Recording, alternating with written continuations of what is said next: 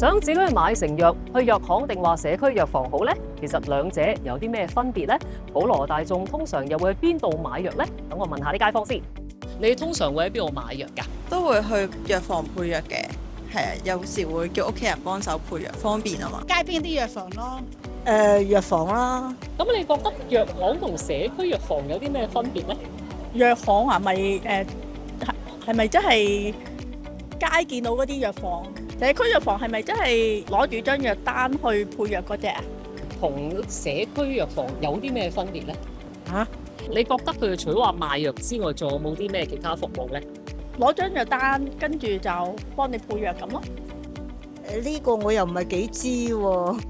睇嚟今次揾嘅街坊，無論對於藥行又或者係社區藥房同埋社區藥劑師嘅了解，都係比較少喎。不如都係交翻俾賽馬會藥健同心藥物支援網絡嘅社區藥劑師，同大家詳細講解下。藥行同社區藥房之間主要嘅分別係在於佢哋嘅經營性質、法律地位同埋所提供嘅服務。藥行一般係以售賣非處方藥物、中成藥、保健品同埋醫療用品為主，但係根據法例規定，藥行係唔可以售賣處方藥物，亦都唔需要由註冊藥劑師駐場嘅。相對而言，社區藥房必須由註冊藥劑師駐場監督運作。除咗根據醫生處方配發藥物之外，社區藥房亦都有售賣非處方藥物、保健品同埋醫療用品。而社區藥劑師喺社區藥房擔當住重要嘅角色，佢哋會提供多項專業藥劑服務，包括藥物管理服務，透過評估藥物治療嘅可及性、適當性、有效性、安全性同埋依從性，幫助病人優化用藥，改善健康。社區藥劑師亦都會指導病人正確使用藥物，解釋藥物嘅副作用同埋相互作用，確保病人用藥安全。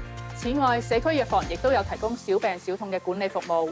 市民可以通過社區藥劑師嘅專業支援，評估小病小痛嘅病情，並且選擇啱佢用嘅非處方藥物或者其他健康管理方法嚟應對㗎。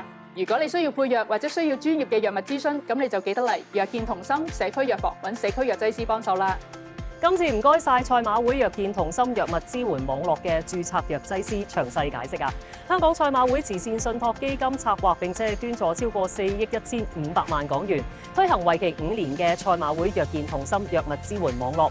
由2024年開始，以先導形式喺多區設立社區藥房，為公眾提供便捷同埋可負擔嘅社區配藥服務，亦都會提供藥物管理服務同埋小病小痛管理服務，並且係推廣健康生活同埋安全使用藥物等嘅保健資訊，為大家築起疾病管理嘅第一道防線，從而締造更健康社區。我哋下集就會拆解下社區藥房同埋社區藥劑師喺基層醫療起到啲咩作用。下集再見啦，拜拜。